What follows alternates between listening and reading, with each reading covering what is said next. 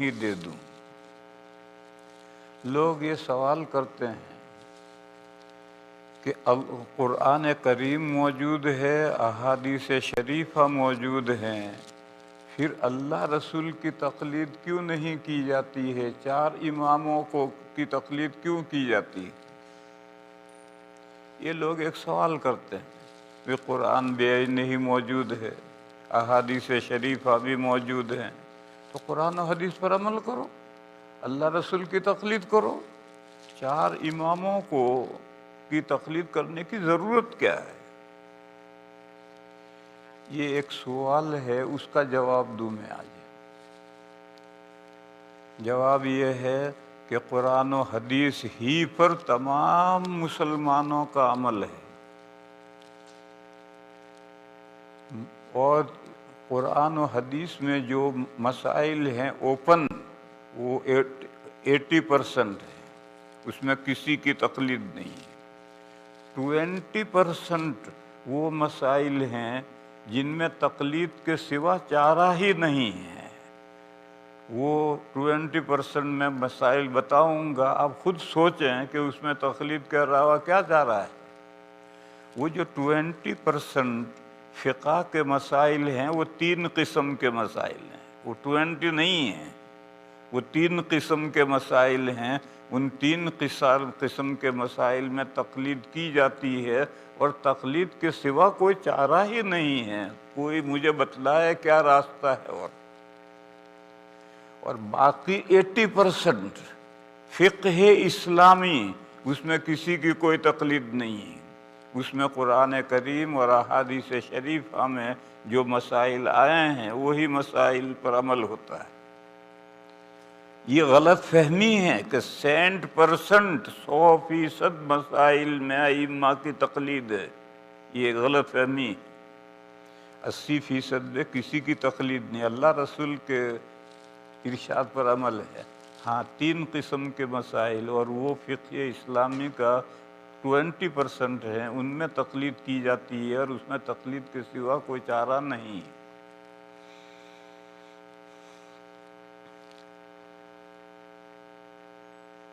وہ 3 قسم کے مسائل کیا ہیں؟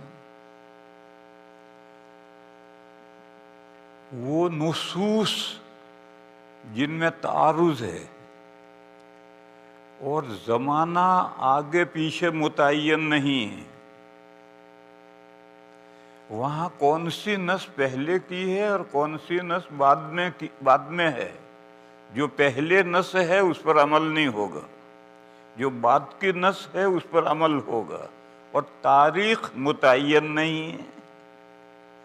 تو پھر ایسی صورت میں ان متعارض نصوص کو سارٹ آؤٹ کیسے کیا جائے؟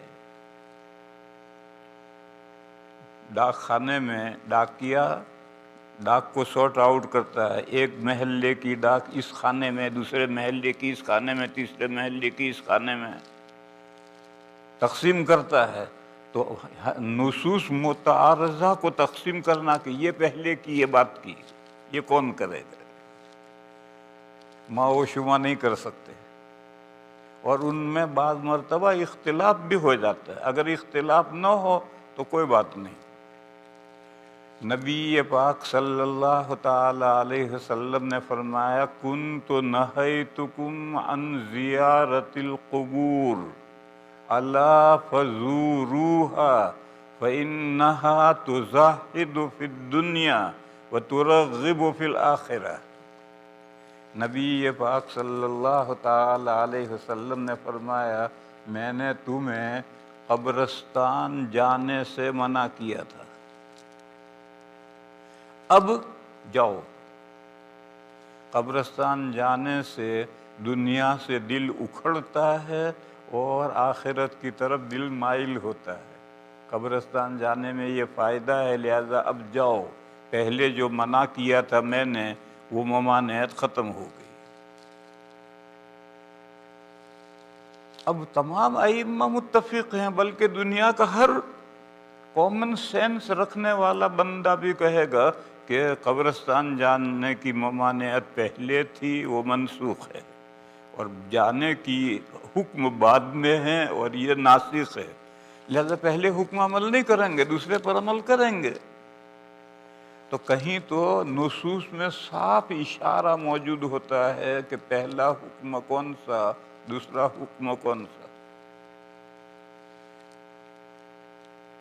ایک حدیث ہے اعلیٰ درجے کی صحیح کہ آگ پر پکی ہوئی چیز کے ساتھ اگر آپ انوالو ہو جائیں، کھائیں پئیں، گرم پانی سے وضو کریں، گرم پانی سے نہائیں، پہلے سے اگر آپ کا وضو ہے وضو ٹوٹ جائے گا۔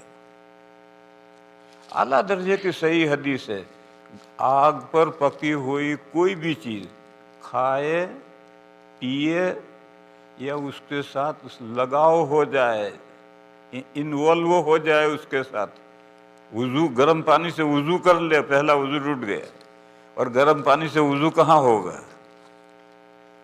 مگر حضرت جابر رضی اللہ تعالی عنہ نے فرمایا کان آخر الامرین من رسول اللہ صلی اللہ علیہ وسلم ترک الوضوء مما مست النار۔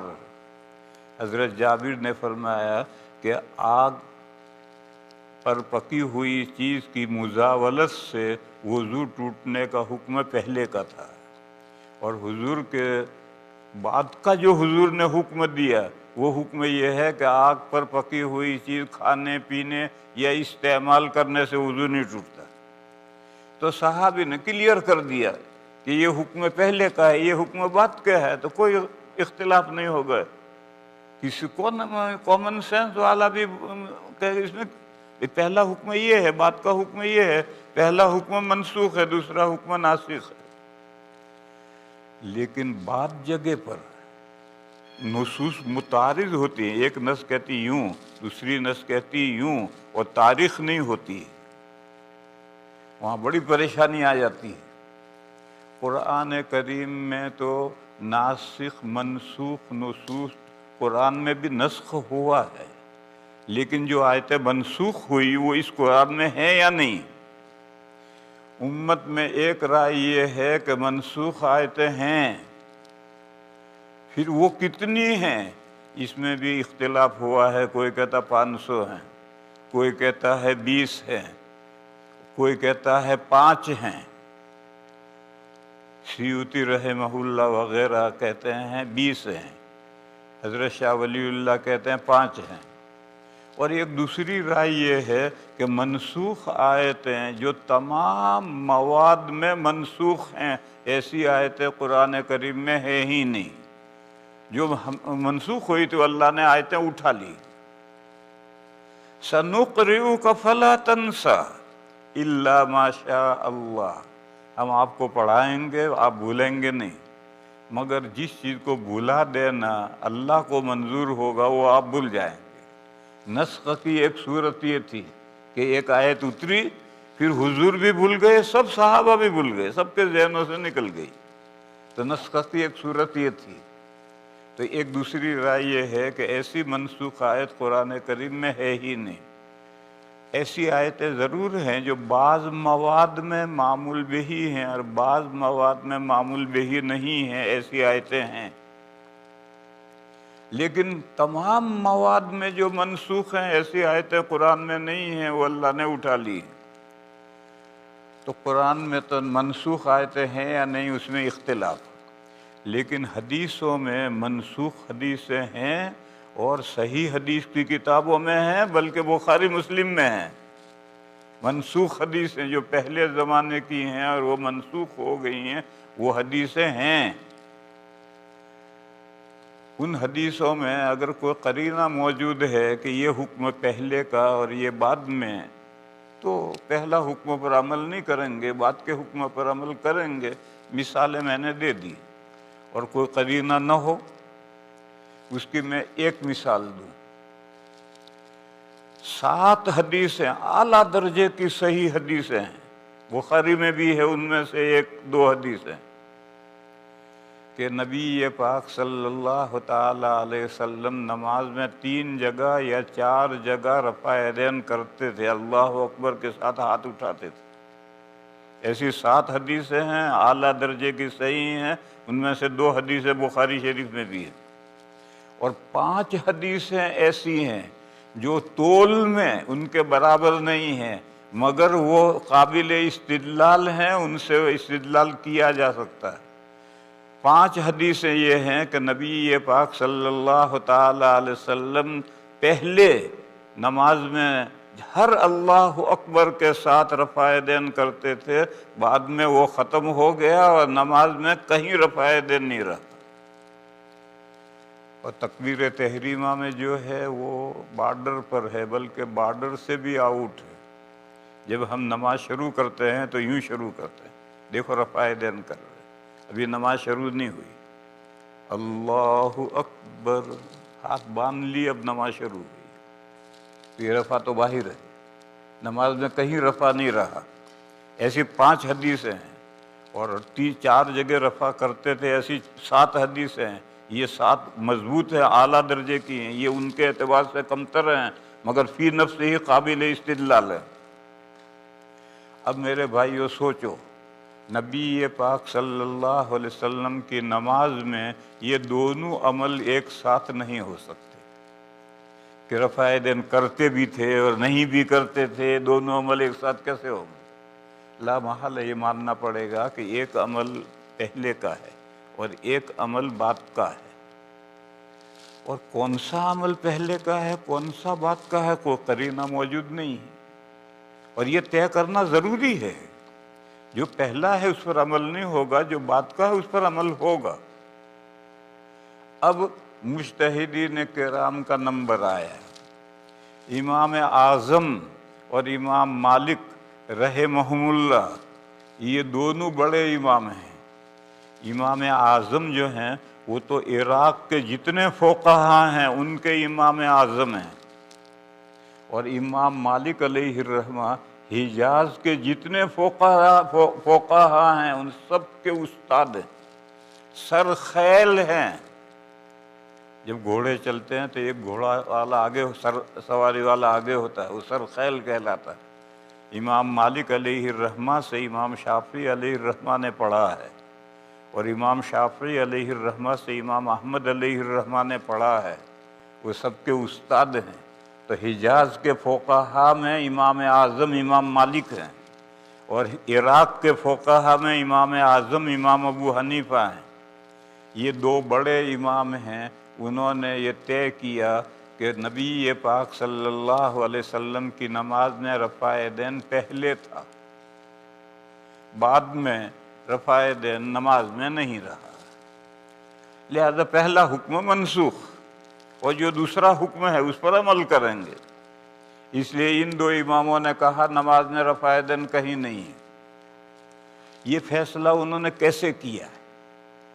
انہوں نے کہا کہ نبی پاک صلی اللہ تعالی علیہ وسلم آخری بیماری میں جب مبتلا ہوئے 13 یا 14 دن حضور بیمار رہے ہیں۔ نبی پاک صلی اللہ تعالی علیہ وسلم مرض موت میں 13 یا 14 دن رہے ہیں۔ ان 13 یا 14 دنوں میں خود نبی پاک صلی اللہ تعالی علیہ وسلم تشریف لا کر نماز پڑھاتے تھے بیماری کے باوجود، لیکن جمعرات کی شام کو عشاء کے وقت سے بیماری بڑھ گئی، تو جمعرات کا عشاء، جمعہ، سنیچر، اتوار اور پیر، یہ نمازیں حضور نے نہیں پڑھائی۔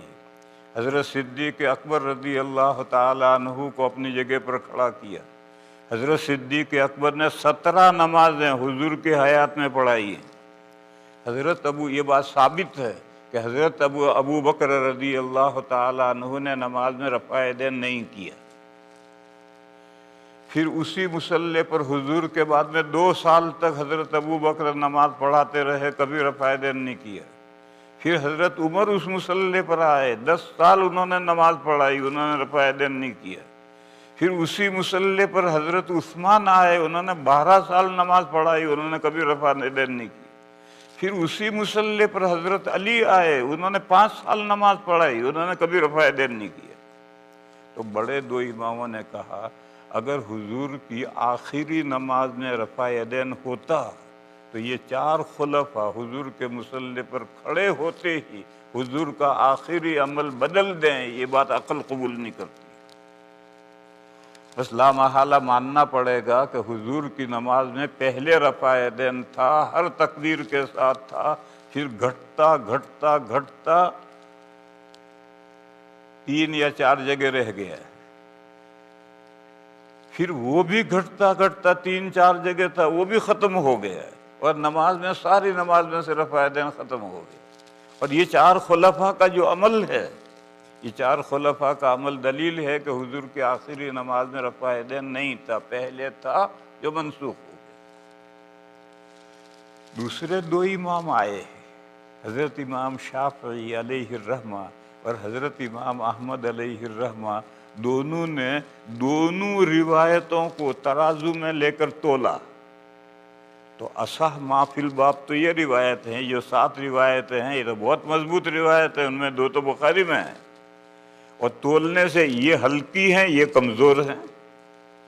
اور فقہا کے یہاں فیصلے کا ایک طریقہ یہ ہے کہ اگر روایات میں اختلاف ہو جائے تو اصح ما فی الباب کو لو اور غیر اصح کو چھوڑو۔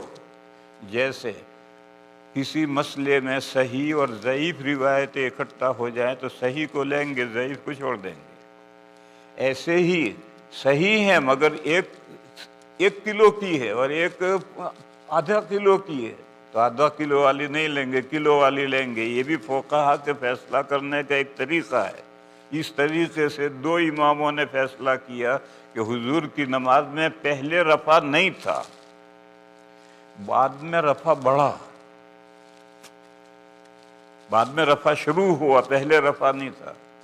اور انہوں نے کہا کہ دیکھو، لڑکی ہوتی اپنے یہاں تو ماں باپ بچپن سے اس کے لیے زیور بنانے شروع کرتے ہیں مگر پہناتے نہیں ہیں۔ جب شادی میں سال بھر باقی رہے تو اب ایک پازے پہنا دیا، پھر ہاتھ کا چوڑی پہنا دی، رنگ پہنا دی، ہار پہنا دیا، یوں آہستہ آہستہ لڑکی کو ہار پہناتے ہیں۔ جب شادی کر کے رخصت کرتے ہیں تو وہ زیور سے لدی پھدی ہوتی۔ تو شروع سے یہ رفع یدین یہ زیور ہے نماز کا، زینت ہے نماز کی۔ یہ بات خود حضرت امام شافعی علیہ الرحمہ نے فرمائی ہے، بات کے لوگوں نے نہیں، کہ رفع یدین نماز کے لیے زینت ہے، اور لڑکی کے لیے زینت بچپن سے نہیں ہوتی ہے، زیور بنا بنا کر رکھتے رہتے ہیں، آخر میں اس کو زیور پہناتے ہیں جب شادی کا وقت آتا ہے۔ تو نماز جب آخری شکل اختیار کرنے کا وقت آیا تب اس میں یہ رفع یدین بڑھا۔ اب 2 اماموں نے یہ فیصلہ کیا، یہ جو فیصلہ کر رہے ہیں یہ بھی عقل کہتی ہے کہ ٹھیک فیصلہ کر رہے ہیں، اور وہ 2 اماموں نے فیصلہ کیا ہے وہ بھی عقل کہتی ہے کہ ٹھیک فیصلہ کر رہے ہیں۔ بس ایسی جگہ پر ماؤ شما کیا کریں گے، میں اور آپ کیا کریں گے؟ یہاں تقلید کے علاوہ کوئی چارہ نہیں ہے۔ جو آپ کے بڑے ہیں، جن کو آپ نے بڑا مان لیا ہے اور جن کو اپنی عقیدت کا ہار مالا پہنا دی ہے، آپ کا وہ بڑا جس طرح سے سارٹ آؤٹ کرے روایات کو اس طرح سے ان پر عمل کرو، اس کے علاوہ ماؤ شما کیا کر لیں گے؟ بس ایسے مسائل میں تقلید کی ضرورت پڑتی ہے۔ 80% جو قرآن و حدیث میں مسائل ہیں ان میں کوئی تقلید نہیں۔ دیکھو دنیا میں جتنے مسلمان ہیں وضو کیسے کرتے ہیں؟ سورہ مائدہ میں جو آیت آئی ہے اس میں جو وضو کا طریقہ ہے اس طریقے پہ وضو کرتے ہیں۔ کوئی حنفی وضو الگ ہے، شافعی وضو الگ ہے، مالکی وضو الگ ہے، حنبلی وضو الگ ہے، ایسا نہیں ہے۔ تمام مسلمان ایک ہی طریقے پر پڑھتے ہیں۔ اسی طریقے سے نماز کی ہر رکعت میں فاتحہ واجب ہے یا فرض ہے؟ امام ابو حنیفہ کہتے ہیں واجب ہے، دوسرے 3 فقہا کہتے ہیں رکن ہے، فرض ہے، مگر دنیا کے سارے مسلمان نماز کی ہر رکعت میں فاتحہ پڑھتے ہیں۔ اب تم چاہو فرض کہہ لو چاہو واجب کہہ لو، کیا فرق پڑتا ہے؟ بہرحال ایک تو وہ مسائل ہیں نصوص میں اگر تعارض ہو جائے اور وہ تعارض کوئی قرینہ نہ ہو، صراحت نصوص میں نہ ہو کہ پہلا حکم یہ ہے دوسرا حکم یہ ہے، تو ایسی صورت میں مجتہدین کرام ان نصوص کو سارٹ آؤٹ کریں گے، اور ان میں اختلاف ہو جائے تو پھر تقلید کے علاوہ کوئی چارہ نہیں۔ اختلاف نہ ہو تو کوئی مسئلہ نہیں، لیکن اگر مجتہدین یہ دو امام کہتے ہیں کہ پہلے کا حکم یہ ہے، بعد کا حکم ترک رفع ہے، یہ دو امام کہتے ہیں نہیں، پہلے رفع نہیں تھا، بعد میں رفع بڑھا، اور قرائن سے، انہوں نے بھی قرائن سے فیصلہ کیا، انہوں نے بھی اصول فقہ میں جو ضابطے ہیں ان ضابطوں سے فیصلہ کیا۔ بہرحال ایک تو یہ مسائل ہیں جن میں تقلید کرنی پڑتی ہے اور تقلید کے علاوہ کوئی چارہ نہیں ہے۔ دوسرے، نص فہمی میں اختلاف کبھی ہو جاتا ہے، قرآن کی کوئی آیت ہے یا کوئی حدیث ہے، اس کا مطلب کیا؟ بعض فقہا کہتے ہیں یہ مطلب ہے، دوسرے فقہا کہتے ہیں یہ مطلب ہے، اور عربی لغت کے اعتبار سے دونوں ٹھیک کہتے ہیں، پھر ہم کیا کریں؟ میں اس کی دو مثالیں دوں۔ ایک مثال تو دوں وضو کی، اور ایک مثال دوں غسل کی۔ غسل کی مثال ہے، قرآن کریم میں ہے او جاء احد منکم من الغائط او لامستم النساء، تم میں سے کوئی بندہ گاؤں سے باہر جو نشیبی جگہ ہے، کھڈے گڑھے، وہاں جا کر آئے، یعنی بڑے استنجے کے لیے گیا تھا کھڈوں میں، گڑھوں میں، غائط میں، اور وہاں جا کر آیا ہے، تو وضو ٹوٹ گیا۔ اب اگر وضو نہیں ہے تو پانی سے وضو کر، پانی نہیں ہے تو تیمم کر۔ بہرحال وضو توڑنے والی ایک چیز ہے کہ آدمی واش روم میں جا کر آیا، خواہ مخواہ لوٹا رکھ کر نہیں آیا، چھوٹا بڑا وہاں جائے گا، غائط میں جائے گا بڑا استنجا کرنے، تو یا تو آگے سے ناپاکی نکلے گی یا پیچھے سے ناپاکی نکلے گی، یہ جو ناپاکی نکلے گی اس سے وضو ٹوٹ جائے گا۔ کہاں سے نکلے گی؟ تین اماموں نے کہا واش روم میں جب ہم جاتے ہیں، لیٹرین میں ہم جاتے ہیں تو سبیلین سے نجاست نکلتی ہے، آگے کے راستے سے، پیچھے کے راستے سے، اس سے وضو ٹوٹے گا۔ سارے بدن میں سے کہیں اور جگہ سے ناپاکی نکلے، وضو نہیں ٹوٹے گا۔ پھنسی میں سے پیپ نکل آئی، زخم میں سے خون نکل آیا، نکسیر پھوٹی اس میں سے خون نکل آیا، دانت میں سے خون نکل آیا، ائمہ ثلاثہ نے کا وضو نہیں ٹوٹا، کیونکہ اللہ نے فرمایا ہے کہ جو شخص غائط میں جا کر آئے، تو غائط میں جا کر وہاں تو یا تو آگے سے ناپاکی نکلے گی یا پیچھے سے، اسی سے وضو ٹوٹے گا۔ بدن میں اور جگہ سے ناپاکی نکلے، وامٹ ہو گئی، بالٹی بھر کر ہو گئی، وہ کہتا وضو نہیں ٹوٹا۔ امام اعظم رحمہ اللہ نے کہا کہ نہیں، آیت کا مطلب یہ ہے کہ انسان کے بدن سے پاخانہ یا پیشاب یا کوئی بھی ناپاکی نکلے وضو ٹوٹ جائے گا، انسان کے بدن سے، سبیلین کی کوئی تخصیص نہیں، پچھلی راہ اور آگی راہ کی کوئی تخصیص نہیں۔ اگر کسی کو اللہ نہ کرے کینسر ہو گیا اور پیٹ میں سوراخ ہو گیا اور اس سوراخ سے پاخانہ نکلا تو کیوں نہیں وضو ٹوٹے گا؟ کہ نہیں، پچھلی راہ سے پاخانہ نکلے تو ہی وضو ٹوٹے گا۔ یہ کیا بات ہوئی؟ وہی پاخانہ ادھر کینسر ہو گیا تھا، نکلا۔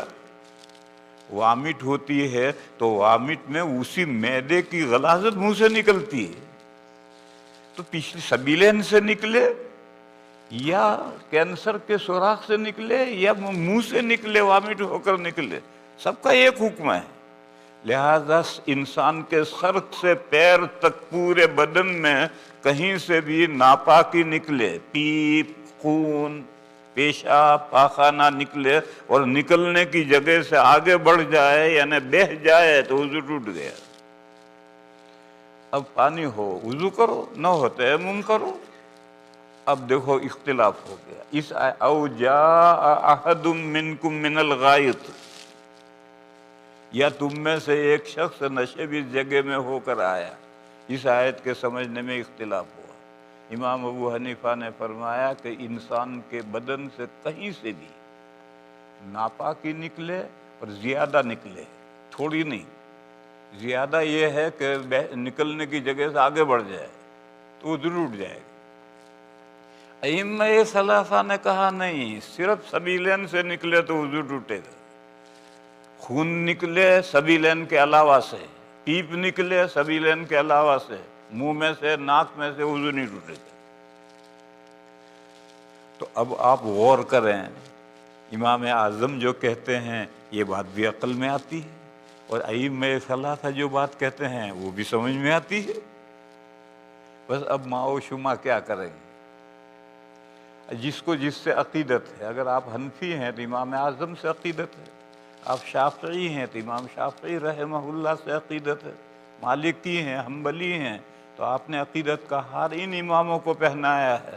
تو جس کا جو امام ہے وہ آیت کریمہ کا جو مطلب بیان کرتا ہے اس پر عمل کرو، دوسرے جو ہیں ان کا امام جو مطلب بیان کرتا ہے وہ اس پر عمل کریں، جھگڑنے کی کیا ضرورت ہے؟ یہ تو مثال میں نے وضو کی دی، پھر اسی آیت میں ہے او جاء احد منکم من الغائط او لامستم النساء۔ آپ عربی نہیں جانتے، لامسا ملامستاً باب مفاعلہ ہے، اور باب مفاعلہ میں دو آدمی مل کر ایک کام کرتے ہیں، جیسے قاتلہ، دو آدمی نے، اس نے اس کو مارا، اس نے اس کو مارا، اس کو قاتلہ کہیں گے۔ تو لامسا، اللہ نے فرمایا یا تم نے عورتوں کو چھویا، ہاتھ لگایا، پکڑا، اور عورتوں نے تمہیں ہاتھ لگایا، تمہیں پکڑا، تو غسل ختم۔ دیکھو جب انٹر کورس ہوتا ہے اور جب فراغت کا وقت آتا ہے تو مرد بیوی کو کس کے پکڑتا ہے اور بیوی شوہر کو پکڑتی ہے، یعنی انزال ہو گیا ہے۔ تو لامستم النساء انزال سے کنایا ہے، اور اسی سے نبی پاک صلی اللہ علیہ وسلم نے پہلے حکم مستنبط کیا تھا، الماء من الماء، منی نکلے گی تو غسل واجب ہوگا۔ پھر بعد میں یہ حکم بدلا کہ اذا التقى الختانان فقد وجب الغسل، یہ بھی حدیث اعلیٰ درجے کی، کہ جب دو شرمگاہیں مل جائیں، مرد کی شرمگاہ عورت کی شرمگاہ میں چلی جائے تو غسل واجب ہو گیا، چاہے انزال ہو یا نہ ہو۔ بہرحال بعد میں حدیث میں یہ حکم بدلا، لیکن آیت کریمہ جو ہے لامستم النساء، اس آیت، اس ٹکڑے میں کیا ہے؟ امام اعظم کہتے ہیں اس میں نواقض غسل کا بیان ہے کہ غسل کب واجب ہوگا، جب میاں بیوی ایک دوسرے کو پکڑیں، انزال ہو جائے تو غسل واجب ہوگا۔ تین ائمہ نے کہا نہیں، انہوں نے کہا لامستم، یہ لمستم کے معنی میں ہے، مجرد لامسا ملامستن باب مفعلہ مزید ہے، اور لمس یلمس مجرد ہے، انہوں نے کہا یہ مزید مجرد کے معنی میں ہے، لمستم النساء، تم نے عورت کو ہاتھ لگایا تو تمہارا وضو ٹوٹ گیا۔ اب ائمہ ثلاثہ کہتے ہیں کہ دونوں ٹکڑے نواقض وضو سے تعلق رکھتے ہیں۔ امام ابو حنیفہ کہتے ہیں نہیں، پہلا ٹکڑا نواقض وضو سے تعلق رکھتا ہے، دوسرا ٹکڑا نواقض غسل سے تعلق رکھتا ہے۔ اسی لیے ان تین ائمہ کے یہاں اگر کوئی باوضو ہے اور اس نے عورت کو ہاتھ لگایا تو مرد کا وضو ٹوٹ گیا، اور عورت باوضو ہے اور مرد نے اس کو ہاتھ لگایا تو عورت کا بھی وضو ٹوٹ گیا، اور عورت باوضو ہے اور اس نے مرد کو ہاتھ لگایا، چاہے شوہر کو لگایا ہو، وضو ٹوٹ گیا۔ ان کے یہاں تینوں ائمہ کے یہاں عورت کو ہاتھ لگانے سے وضو ٹوٹ جاتا ہے، اور وہ لامستم النساء سے استدلال کرتے ہیں۔ امام ابو حنیفہ کہتے ہیں یہ تو نواقض غسل کا اس میں بیان ہے، نواقض وضو کا بیان اس میں نہیں ہے۔ اب یہ اختلاف ہو گیا۔ ایک لطیفہ سناؤں، لندن میں جس مسجد میں میں ٹھہرتا ہوں اس مسجد کے بالکل قریب میں ایک بھائی ہیں، کوکن کے، وہ میرے خادم ہیں، اور ان کی بیوی وہ بھی وہیں کی ہے، اور وہ بھی بڑی خدمت گزار ہے۔ جب بھی کوئی میرے یہاں مسجد میں مہمان آئے، کسی سے کہلوایا فوراً چائے ناشتہ آ جائے۔ شوہر ہے حنفی اور بیوی ہے شافعی، تو اس کی بیوی کا میرے پاس پرچہ آیا کہ آپ کے خادم بلال بھائی مجھے بہت پریشان کرتے ہیں، اور پھر لکھا اس نے کہ میں جب وضو کر کے نماز پڑھنے کے لیے تیار ہو جاتی ہوں تو وہ کسی بہانے سے بلا کر گال پہ ہاتھ رکھ دیتے ہیں۔ اب بیچاری کا وضو ٹوٹ گیا۔ کہا کبھی کبھی تو ایسا میں نماز پڑھ رہی ہوں اور وہ باہر سے آیا اور گال پہ ہاتھ رکھ دیا، اب بیچاری کا وضو ٹوٹ گیا، نماز ٹوٹ گئی۔ تو میں نے اسے بلایا، اسے میرے پاس ہی خادم ہے میرا، میں نے اسے بھائی تو کیوں تیری بیوی کو اس طرح پریشان کرتا ہے؟ کہنے لگے وہ مجھے پریشان کرتی ہے۔ وہ کیا تجھے پریشان کرتی ہے؟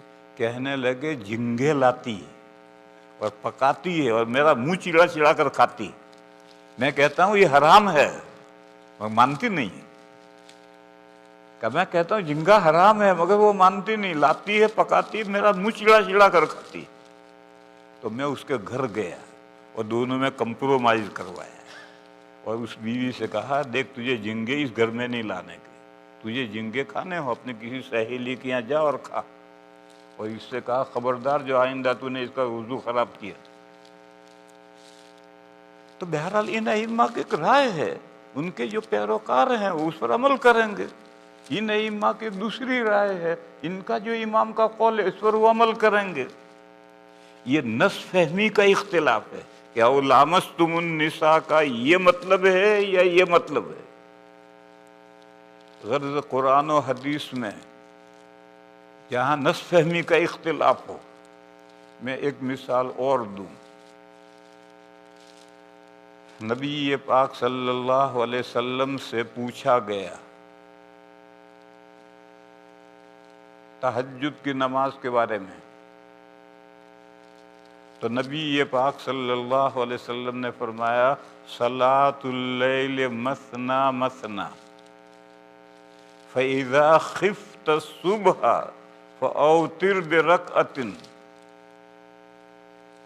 فرمایا تہجد کی نماز میں ہر دو پر سلام پھرو۔ نبی پاک صلی اللہ تعالی علیہ وسلم تہجد بہت لمبا پڑھتے تھے، صحابہ بھی حضور کے نقش قدم پر بہت لمبا پڑھتے تھے۔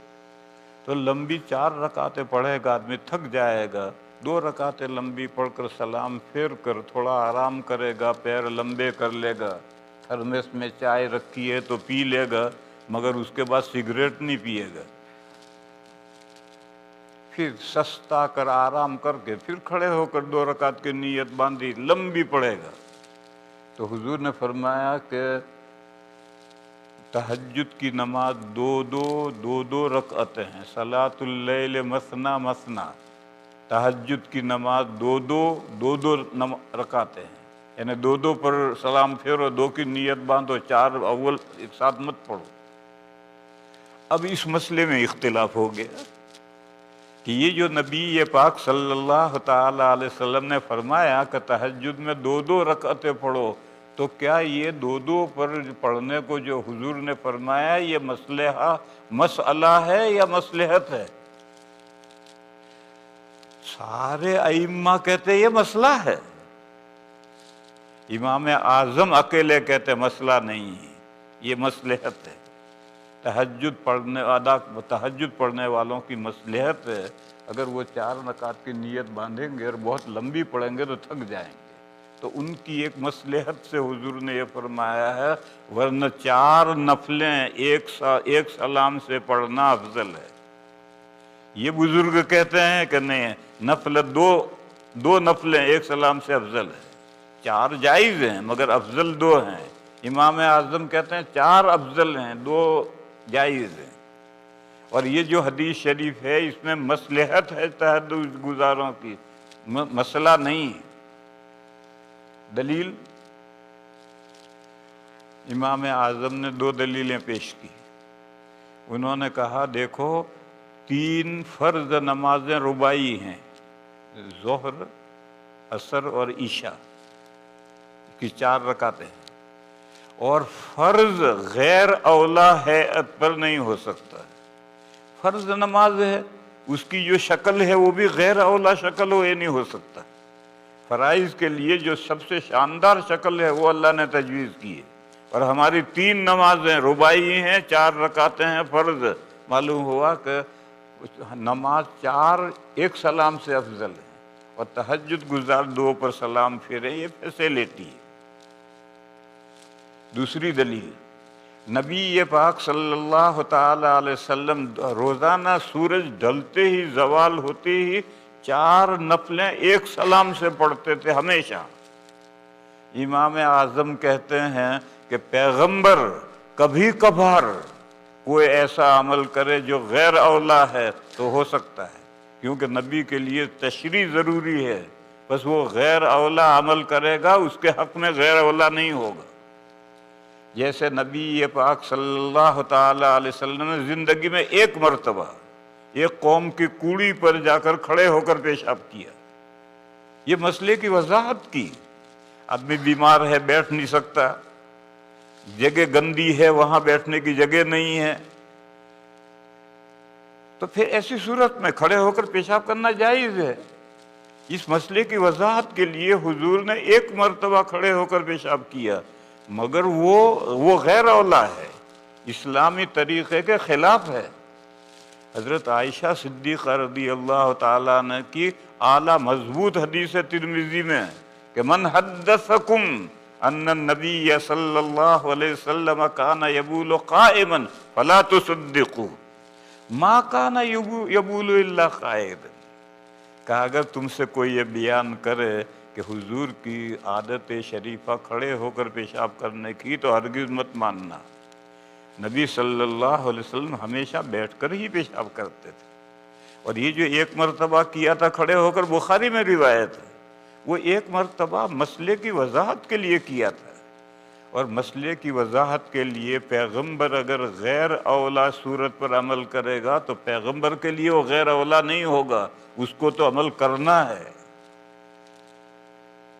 تو نبی پاک صلی اللہ تعالی علیہ وسلم کبھی کبھی زندگی میں ایک آدھ مرتبہ، اور مثال لو، زندگی میں ایک مرتبہ حضور نے تبوک کے سفر میں وضو کیا اور صرف پگڑی ہٹا کر ناصیہ پر مسح کیا، سارے سر پر مسح نہیں کیا۔ یہ مسئلے کی وضاحت کے لیے ہے کہ اتنا مسح فرض ہے، باقی حضور نے پوری زندگی ہر وضو میں پورے ہاتھ بھگا کر سر پر رکھو، بالکل پیچھے تک لے جاؤ، پھر پیچھے سے ہاتھ آگے لاؤ، پھر کانوں کا مسح کرو، یہ سنت ہے حضور کی۔ اور ایک مرتبہ جو ناصیہ پر، سر کے اگلے حصے پر مسح کیا، وہ تو مسئلے کی وضاحت کے لیے کیا۔ اب لوگ ذرا سا مسح کر کے ٹرخا دیتے ہیں، ارے ہمیشہ کی جو دائمی مستمر سنت ہے اس پر عمل کرو۔ اور ایک بات بتاؤں، اگر تم ہاتھ بھگا کر پیچھے لے جا کر چھوڑ دو گے تو کانوں کا مسح نہیں کرو گے، بھول جاؤ گے، اور پیچھے سے ہاتھ آگے لاؤ گے تو کانوں کا مسح ضرور کرو گے۔ تجربہ کر کے دیکھیو اپنی زندگیوں میں، اگر آگے سے ہاتھ تم پیچھے لے کر چھوڑ دو گے تو کانوں کا مسح بھول جاؤ گے، کرو گے ہی نہیں، اور پیچھے سے ہاتھ آگے لا کر اٹھاؤ گے تو کانوں کا مسح ضرور کرو گے۔ خیر میں یہ کہہ رہا تھا کہ یہ ایک مرتبہ صرف سر کے اگلے حصے پر مسح کرنا، یہ تو مسئلے کی وضاحت کے لیے ہے، سنت کے خلاف ہے، مگر حضور کے لیے سنت کے خلاف نہیں۔ خیر، حضور روزانہ سورج ڈھلنے کے بعد 4 نفلیں ایک سلام سے پڑھتے تھے، یہ ثابت ہے۔ تو نبی کبھی کبھار خلاف اولا کام کر سکتا ہے، لیکن ہمیشہ خلاف اولا کام کرے ایسا نہیں ہو سکتا۔ یہ 2 قرینے ہیں، ایک تو 3 نمازیں رباعی ہیں، 4 ایک سلام سے ہیں، اور حضور ہمیشہ نفلیں 4 ایک سلام سے پڑھتے تھے۔ معلوم ہوا کہ افضل تو 4 رکعتیں ہیں، مگر تہجد گزاروں کے لیے فیسیلیٹی ہے وہ 2 پر سلام پھیریں تاکہ تھکے نہ۔ اب دیکھو حدیث تو ایک ہی ہے، امام اعظم یوں سمجھ رہے ہیں، دوسرے ائمہ یوں سمجھ رہے ہیں، اب کیا کرو گے؟ اس کو نص فہمی کا اختلاف بتا رہا ہوں میں۔ حدیث ہے، قرآن کی آیت ہے یا حدیث ہے، اس کا مطلب کیا ہے، اس کے سمجھنے میں اختلاف ہے۔ پھر آگے بڑھو، پھر فرمایا کہ جب تہجد پڑھنے والے بندے کو یہ ڈر ہو، فیئر ہو کہ اب تو صبح صادق ہونے والی ہے، گھڑیاں تو تھی نہیں اس زمانے میں، اندازہ کرتے تھے، تو اندازے کب تو صبح صادق ہونے والی ہے، تو پھر اوتر برکعت، ایک رکعت کے ذریعے طاق بنا۔ اوتر برکعت، ایک رکعت کے ذریعے طاق بنا۔ کیا مطلب؟ حنفیہ کہتے ہیں کہ اب جو تو نیت باندھے تو 2 کی نیت مت باندھ، 3 کی نیت باندھے، اور ان 2 رکعتوں کو تیسری کے ذریعے سے طاق بنا اور وتر پڑھ لے، نماز ختم کر، بس آخری نماز وتر پڑھ کے نماز ختم کر۔ تو طاق بنانا ہے، اب جو کھڑے ہو کر نیت باندھے گا تو 2 کی نیت نہیں باندھنی، اس کے ساتھ تیسری ملا کر 3 کی نیت باندھ کر کے یہ وتر پڑھنا ہے۔ دوسرے ائمہ یہ کہتے ہیں کہ نہیں، اس حدیث کا یہ مطلب نہیں ہے۔ وہ کہتے ہیں جب تجھے یہ ڈر ہو کہ اب صبح صادق ہونے والی ہے تو اب تو 1 رکعت الگ پڑھ، تو وہ 1 رکعت، جتنی رکعتیں تو نے تہجد کی پڑھی ہیں، 4 پڑھی ہیں، 6 پڑھی ہیں، 8 پڑھی ہیں، 10 پڑھی ہیں، ان میں یہ 1 رکعت مل جائے گی اور پھر ساری نماز طاق ہو جائے گی۔ اب وہ ائمہ کہتے ہیں کہ اوتر برکعت کا یہ ہے، تو طاق بنانا ہے، کس کو بنانا ہے؟ ائمہ ثلاثہ کہتے ہیں کہ جتنا تہجد پڑھا ہے اس سب کو طاق بنانا ہے، 1 رکعت الگ پڑھ کر۔ امام اعظم کہتے ہیں نہیں، حدیث کا یہ مطلب نہیں ہے۔ حدیث کا مطلب یہ ہے کہ جب صبح ہونے کا خیال ہو تو پھر اب جو 2 رکعتیں تو باندھے، 2 کی نیت مت باندھ، 2 کے ساتھ تیسری ملا، تاکہ یہ 2 تیسری کے ساتھ مل کر وتر بنے۔ تو اوتر برکعت کا امام ابو حنیفہ کے نزدیک یہ مطلب ہے، ان کے نزدیک یہ مطلب ہے، اور عربی زبان کے اعتبار سے دونوں مطلب صحیح ہے۔ اب ماؤ شما کیا کریں گے؟ جس کو جس امام سے عقیدت ہے اس نے حدیث کا جو مطلب لیا ہے اس پر عمل کرے، دوسرے ائمہ نے جو حدیث کا مطلب لیا ہے ان کے فالوورز اس پر عمل کریں۔ یہ میں مثال دے رہا ہوں، نص فہمی کا جہاں جہاں اختلاف ہو جائے، کسی آیت کے سمجھنے میں اختلاف ہو جائے، حدیث کے سمجھنے میں اختلاف ہو جائے، اور عربی زبان کے اعتبار سے یہ دونوں مطلب صحیح ہیں، تو پھر ایسی صورت میں سوائے اس کے کوئی راستہ نہیں کہ تقلید کرے۔ تیسرے، پھر پیچھے بات لمبی ہو گئی، تم کبھی بھول جاؤ، ایک تو نصوص میں تعارض ہو اور تاریخ نہ ہو کہ پہلا حکم کون سا ہے، بعد کا کون سا ہے، اور مجتہدین نے قرائن سے تقدیم تاخیر متعین کی ہو اور ان میں بھی مجتہدین میں اختلاف ہوا ہو۔ دوسرا، قرآن و حدیث کی نص کے سمجھنے میں اختلاف ہو جائے، 2۔ تیسرا،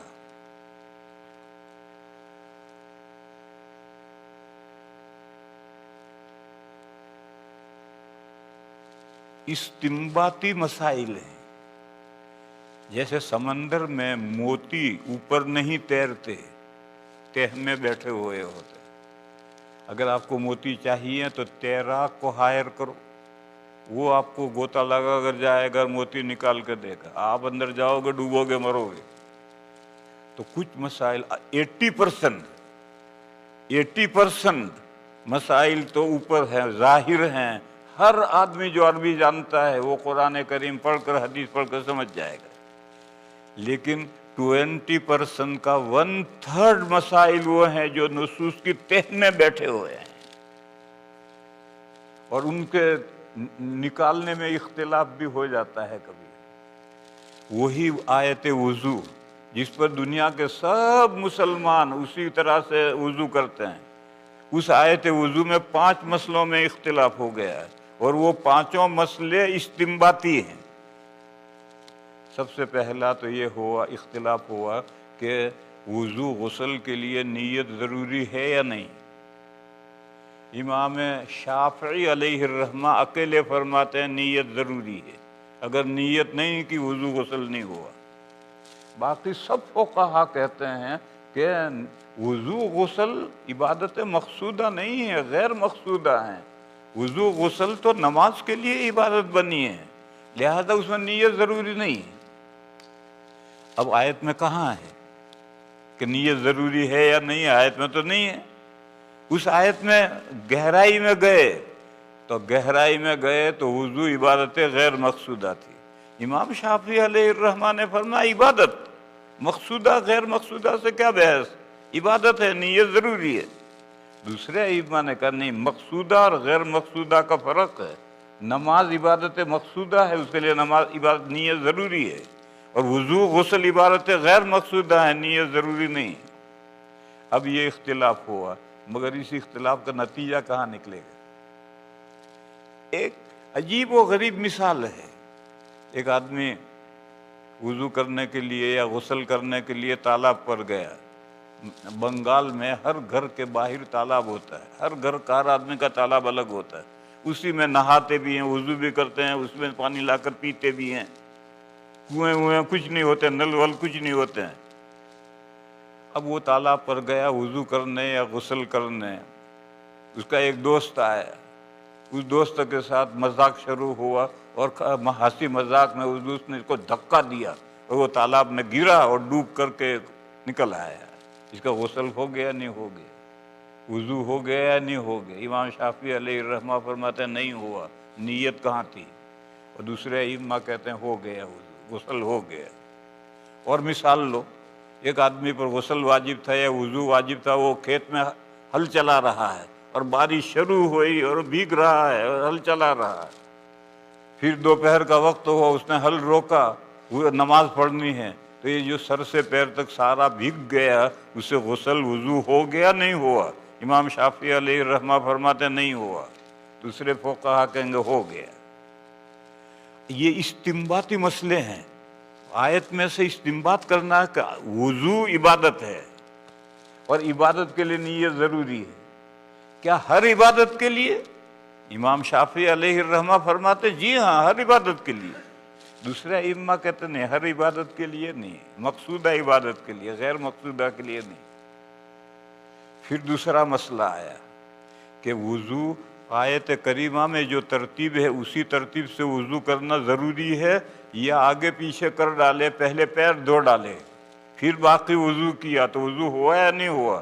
امام شافعی علیہ الرحمہ فرماتے نہیں ہوا، دوسرے فقہا کہتے ہو گیا۔ امام شافعی علیہ الرحمہ فرماتے ہیں کہ آیت میں جو واو ہے فَاغْسِلُوا وُجُوهَكُمْ وَأَيْدِيَكُمْ وَامْسَحُوا بِرُؤُوسِكُمْ وَأَرْجُلِكُمْ، یہ واو ترتیب کے لیے۔ دوسرے فقہا کہتے ہیں نہیں، ترتیب کہاں سے آ گئی، یہ تو مطلق جمع کے لیے۔ اب اس واو میں تو کچھ لکھا نہیں ہے کہ ترتیب کے لیے ہے یا جمع کے لیے، یہ تو مجتہدین کے اپنے اجتہادات ہیں۔ بس جس امام کا جو اجتہاد ہے اس کے فالوورز کو اس پر چلنا پڑے گا۔ اسی طرح سے تیسرا مسئلہ یہ ہے کہ ہاتھ دو کوہنیوں تک، پیر دو ٹخنوں تک کا کیا مطلب؟ کوہنیاں دھونی نہیں دھونی، ٹخنے دھونے ہیں نہیں دھونے؟ امام ظفر کہتے ہیں ٹخنے نہیں دھونے، کوہنیاں نہیں دھونی۔ دوسرے تمام فقہا کہتے ہیں کہ نہیں، کوہنیاں بھی دھونی پڑیں گی، ٹخنے بھی دھونے پڑیں گے۔ یہ تو اچھا ہے آج امام ظفر علیہ الرحمہ کے فالوورز نہیں ہیں، اگر وہ فالوورز ہوتے تو اس پر عمل کرتے۔ ہم چار ائمہ کہتے ہیں نہیں، ٹخنے اور کوہنیاں دھونی ہیں، تو ہم اس پر عمل کر رہے ہیں۔ چوتھا مسئلہ یہ آیا کہ وَامْسَحُوا بِرُؤُوسِكُمْ، اپنے سروں پر مسح کرو۔ کتنے سر پر؟ صرف امام مالک علیہ الرحمہ فرماتے ہیں سارے سر پر، ایک بال بھی بچنا نہیں چاہیے۔ اگر ایک بال پر بھی مسح رہ گیا وضو نہیں ہوا۔ بلکہ دبئی میں ایک مولوی مجھے ملا، مولوی نہیں تھا، وہ پروفیسر تھا یونیورسٹی کا، اور وہ مالکی تھا۔ اس نے مجھ سے بیان کیا کہ مذہب مالکی میں عورت جب مسح کرے گی تو سارے سر پر مسح کر کے جو چوٹی ہے اس پر بھی ہاتھ آخر تک لے جانا فرض ہے۔ اگر وہ آخر تک ہاتھ نہیں لے جائے گا عورت کا وضو نہیں ہوگا۔ دوسرے سب فقہا کہتے ہیں کہ نہیں، کچھ حصے کا مسح کافی ہے۔ پھر امام اعظم اور امام احمد کہتے ہیں چوتھائی سر، امام شافعی علیہ الرحمہ کہتے ہیں 3 بال۔ اب یہ سارا جھگڑا کہاں سے کھڑا ہوا ہے؟ وَامْسَحُوا بِرُؤُوسِكُم میں جو با ہے یہ با زائدہ ہے یا تمییز کے لیے ہے؟ امام مالک کہتے ہیں زائدہ ہے۔ تیمم کی آیت میں ہے وَامْسَحُوا بِرُؤُوسِكُم، یہاں با زائدہ ہے۔ فَامْسَحُوا بِوُجُوهِكُم، تیمم کی آیت میں ہے فَامْسَحُوا بِوُجُوهِكُم، یہاں با زائدہ ہے، اور سارے چہرے پر تیمم ضروری ہے۔ ایسے وَامْسَحُوا بِرُؤُوسِكُم میں بھی با زائدہ ہے، سارے سر پر مسح ضروری ہے۔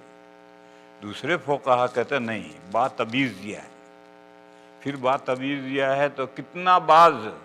تو وہ جو حضور نے ایک مرتبہ زندگی میں مسح کیا تھا سر کے اگلے حصے پر، اس حدیث سے امام ابو حنیفہ اور امام احمد نے کہا چوتھائی سر کا مسح ضروری ہے۔ حضرت امام شافعی علیہ الرحمہ نے فرمایا یہ حدیث ضعیف ہے، لہذا اس سے انہوں نے چوتھائی متعین نہیں کیا، اپنے اجتہاد سے کہا 3 بال کا مسح کر لو کافی ہے۔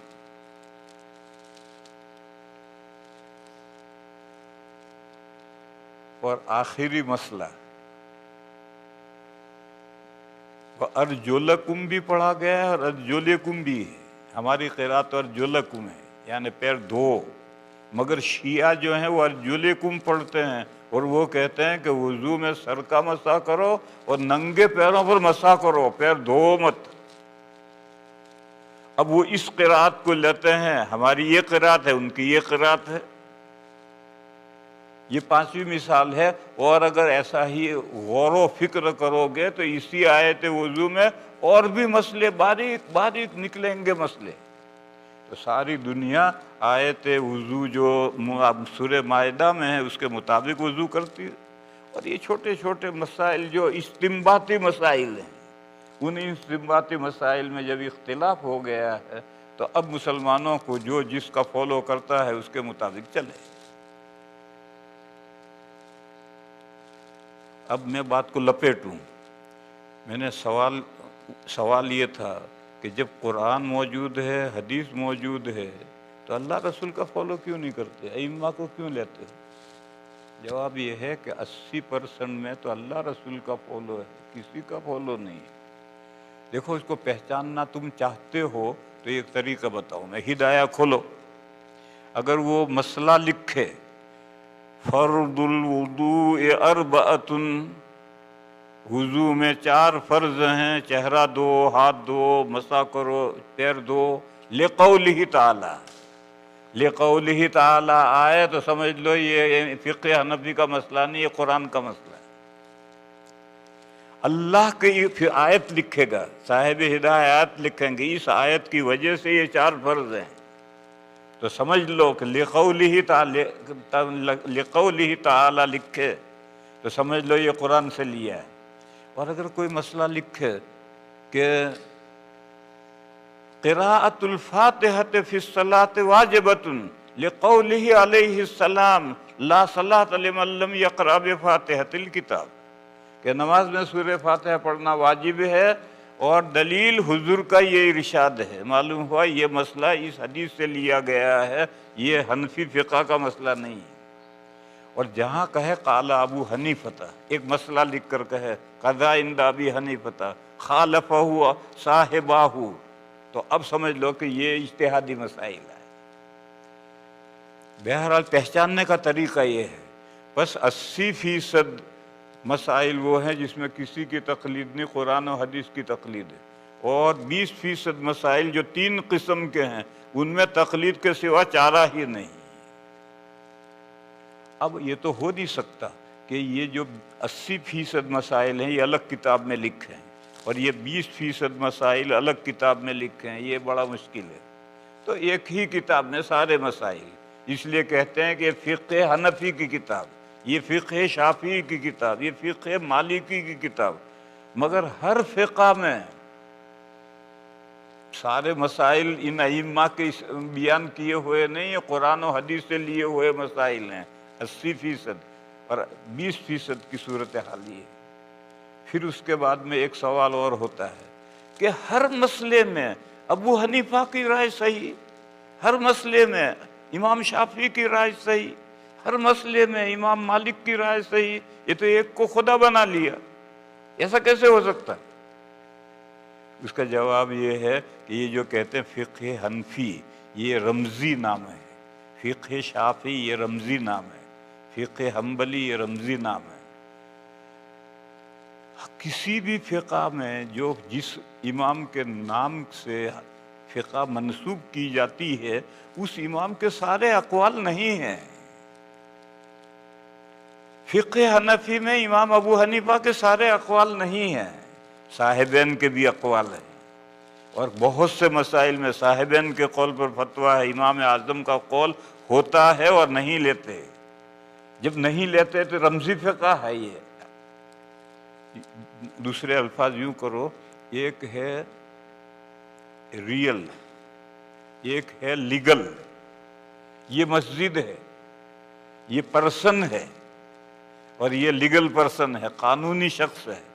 اس قانونی شخص کو کوئی منقولات وقف کرنا چاہے کر سکتا ہے، قرآن شریف لا کر وقف کر سکتا ہے، یہ لیگل پرسن ہے، قانونی شخص ہے۔ اور ایک ریئل پرسن ہوتا ہے، اولاد، آدمی نے اپنی اولاد پر وقف کر دیا۔ تو یہ جو فقہ ہیں یہ اسکول آف تھاٹ ہے، یہ ریئل پرسن نہیں ہے، یہ لیگل پرسن ہے، قانونی شخصیتیں ہیں، رمزی شخصیتیں ہیں جن کی طرف یہ فقہ منسوب ہیں کہ فقہ حنفی، یہ فقہ شافعی، یہ سب رمزی ہیں، نام ہیں۔ باقی آج دنیا زمانہ بڑھ ترقی کرتا رہا، روز نئے مسئلے پیدا ہوتے ہیں، اور ہمارے آج کے جو دارالافتاء ہیں وہ فتوے دیتے ہیں، اور وہ سب فتوے فقہ حنفی میں شامل ہوتے ہیں، وہ سب فتوے فقہ شافعی میں شامل ہوتے ہیں، وہ سب فتوے فقہ مالکی میں شامل ہوتے ہیں۔ بس یہ کہ ہر بات میں امام ابو حنیفہ کا قول صحیح ہو یہ بات عقل نہیں مانتی، تو ٹھیک کہتے ہو تم، ہر فقہ میں امام ہی کا قول نہیں ہوتا ہے، امام کے اقوال ہوتے ہیں، شاگردوں کے ہوتے ہیں، پھر دلائل کے ساتھ بات کے لوگ موازنہ کرتے ہیں، پھر فتوے کے لیے متعین کرتے ہیں یہ قول یا یہ قول، اور نئے زمانے کے جو نئے مسائل ہیں ان میں زمانے کے مجتہدین اجتہاد کرتے ہیں، اجتہاد کا دروازہ بند ہے، مگر ایک کیواڑ بند ہے، ایک کیواڑ کھلا ہے۔ کیواڑ ہوتا نا، دو کیواڑ یوں لگتے ہیں، تو اجتہاد کا ایک کیواڑ تو بند ہے، ایک اوپن ہے۔ ماضی میں جو مسئلے طے ہو گئے، اتفاقی طے ہوئے یا اختلافی طے ہوئے، ان کو ویسا ہی رہنے دو، ان میں ریسرچ مت کرو۔ ریسرچ کرنے بیٹھو گے امت میں اختلاف اور بڑھے گا۔ لیکن نئے زمانے کے جو نئے مسائل پیدا ہو رہے ہیں ان کے احکام تو قرآن و حدیث سے نکالنے ہی پڑیں گے، اور وہ اجتہادی سے تو نکلیں گے، اس لیے ایک کیواڑ کھلا ہے، اس سے نئے مسائل نکالو۔ پھر جب نئے مسائل نکالتے ہیں تو شروع میں غلطی بھی ہوتی ہے، پھر آہستہ آہستہ اختلاف ختم ہو جاتا ہے۔ یہ گھڑی نکلی تو فتاوی دارالعلوم میں فتویٰ ہے گھڑی باندھنا مکروہ تحریمی ہے، یہ عورتوں کی چوڑی ہے، وہ چھپا ہوا فتویٰ ہے فتاوی دارالعلوم میں۔ اب دارالعلوم کے دارالافتاء میں جو مفتی صاحب بیٹھے ہیں وہی گھڑی باندھے بیٹھے ہیں۔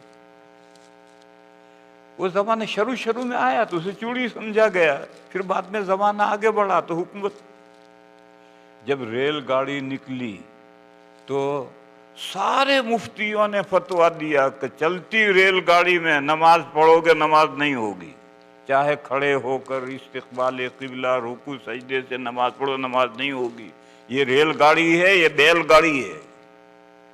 اور بیل گاڑی کا مسئلہ فقہ میں ہے کہ چلتی بیل گاڑی میں نماز پڑھنے سے نماز نہیں ہوتی۔ سب سے پہلے حضرت تھانوی قدس سرہ نے رسالہ لکھا کہ ریل گاڑی میں، چلتی ریل گاڑی میں نماز جائز ہے۔ آج اس کوئی اختلاف نہیں رہا۔ اسی طرح سے جب پلین نکلا ہوائی جہاز تو سب مفتیوں نے فتویٰ دیا کہ اڑتے ہوائی جہاز میں نماز جائز نہیں ہے، نماز نہیں ہوتی۔ آج کوئی اختلاف کرنے والا نہیں رہا، سب پڑھنے بھی لگے۔ پلین میں دشواری ہوتی ہے، لیکن اگر کوئی صحیح طریقے پر پڑھ لے کھڑے ہو کر استقبال قبلہ کے ساتھ رکوع سجدے کے ساتھ تو نماز ہو جائے گی۔ اب ناجائز کہنے والا کوئی نہیں رہا۔ یہ ہمارے لاؤڈ اسپیکر صاحب جب نکلے تھے تو سارے مفتیوں نے فتویٰ دیا تھا اس سے نماز نہیں ہوتی، اب ساری دنیا میں ہونے لگی۔ تو جب نئی چیزیں نکلتی ہیں تو ان کا جو مفتیان کرام غور کر کے اس کا حکم پہلی مرتبہ بیان کرتے ہیں، کبھی اس میں غلطی ہوتی ہے پھر وہ آگے جا کر کے صحیح ہو جاتا ہے۔ لیکن بہرحال ایک پٹ اجتہاد کا کھلا ہے اور اجتہاد چل رہا ہے، لیکن جو پیچھے طے ہو گئے ان میں ریسرچ نہیں۔ مثلا پیچھے طے ہو گیا کہ بے اس وقت صحیح ہوگی جب مبی موجود ہو اور قبضے میں ہو تو بے صحیح ہوگی، ورنہ بے نہیں صحیح ہوگی۔ اگر مبی ہے ہی نہیں تو بے باطل، مبی تو ہے مگر قبضے میں نہیں ہے تو بے فاسد۔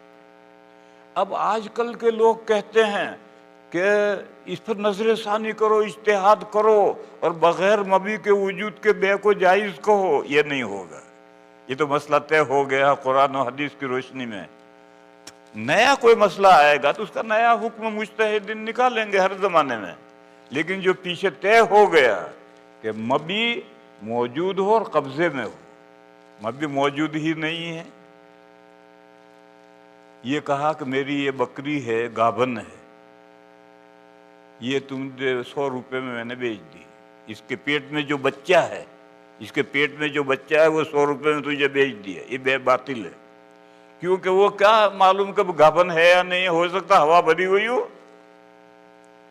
یا مبی موجود تو ہے۔ میں نے ایک کارخانے کو آرڈر دیا کہ ایک ویگن کاغذ پیپر بھیج دو مجھے، وہاں سے پیپر چلا، ویگن چلا، ریل گاڑی میں چلا، بلٹی آ گئی، لیکن ابھی یہ ویگن آئے گا 20 دن کے بعد ہے۔ اب میں یہ بلٹی بیچنا چاہوں بے فاسد ہے، کیونکہ جب میرا مال جو میں نے آرڈر دے کر منگوایا ہے وہ میرے قبضے میں نہیں آیا۔ اب یہ مسائل پیچھے طے شدہ ہیں، ان میں ریسرچ کرنے کی اجازت نہیں، لیکن نئے زمانے کے نئے احکام اجتہاد سے نکالے جاتے ہیں۔ بہرحال دو سوالوں کا جواب دیا میں نے۔ ایک تو یہ کہ قرآن و حدیث موجود ہیں تو ائمہ کی کیا ضرورت ہے؟ میں نے بتلایا کہ 80% مسائل میں قرآن و حدیث موجود ہیں، انہیں سے عمل کیا جاتا ہے، کوئی تقلید نہیں کسی کی۔ اور 20% 3 قسم کے مسائل ہیں، ان میں تقلید کے سوا چارہ ہی نہیں ہے، اور کیا کرو گے؟ دوسرا سوال یہ تھا کہ ہر مسئلے میں فلاں امام کا قول صحیح ہو، یہ کیسے ہو سکتا ہے؟ تو میں نے جواب دیا کہ جو فقہوں کے نام ہیں یہ رمزی ہیں، یہ لیگل پرسن ہے، یہ ریئل پرسن نہیں ہے۔ فقہ حنفی کا مطلب ایک اسکول آف تھاٹ ہے، اس کے لیے اصول فقہ ہے، پرنسپلز ہیں، ان پرنسپلز سے مسائل قرآن و حدیث میں سے کیسے نکالے جائیں، ان اصول کے مطابق نکالتے ہیں۔ صرف امام ابو حنیفہ کے اقوال فقہ حنفی نہیں ہیں، بہت سے اقوال ہوتے ہیں اور فتویٰ صاحب ان کے قول پر ہوتا ہے۔ وآخر